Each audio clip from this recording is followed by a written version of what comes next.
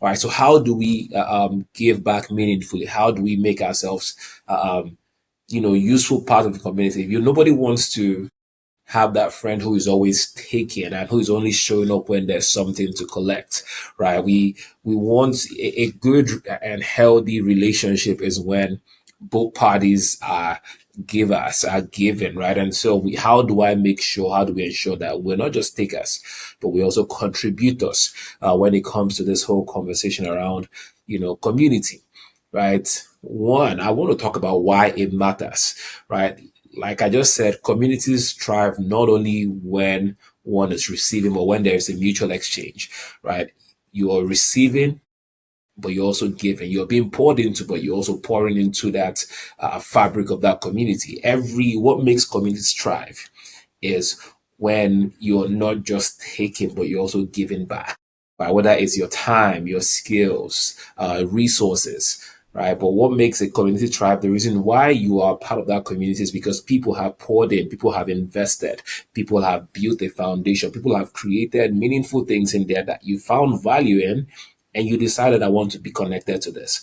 And the way to keep that going is by also not just being one who pulls from, but who is also intentionally adding value to. I remember when I did one of the most striking and amazing experiences I had was after I graduated college. And you have to go through your national service in Nigeria. That's where I'm from.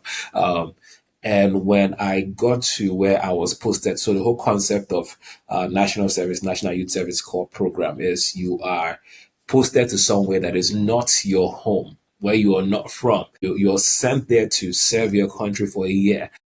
So you're doing, you know, community service, community development. You're involved in community development. You're posted to a lot of the times. Most corpers get to serve as teachers or do, different jobs that maybe if it's even outside the scope of their training or their education. But the goal is at that point for that year is not necessarily you're not trying to acquire. We're paid minimum wage as a corporate. We're posted to remote areas. So it's not a season of accumulation. It's a season for giving back, taking what you've learned and basically paying the country. But that's not even the gist I'm trying to get to. Where I'm going is in that year of me serving, one of the most powerful things I saw was connecting to well established communities that had been there, right? There were corpus fellowships that existed in these different states. And so you go into a place where you know nobody, you don't know, you don't have any family, you don't have any relatives, you don't have anybody, and you go in for the first time for most of us. The places we are posted to serve, we have never even heard of before.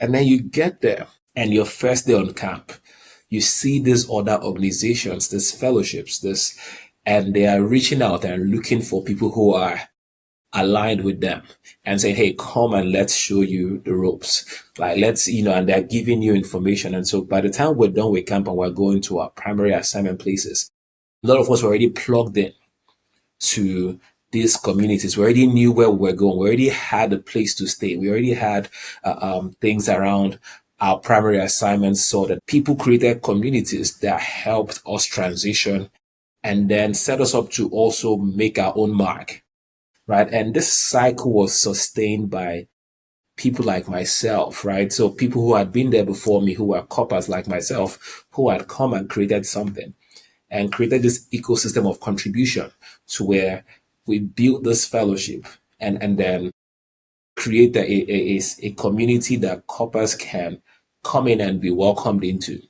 And when it's your turn, you are drawing from that, but you're also contributing to it. So we pull resources together. We pull talent together. We live in the same space. We stay in the same buildings. And it's everybody contributing to pay the rent, to do these things, to get involved in the community.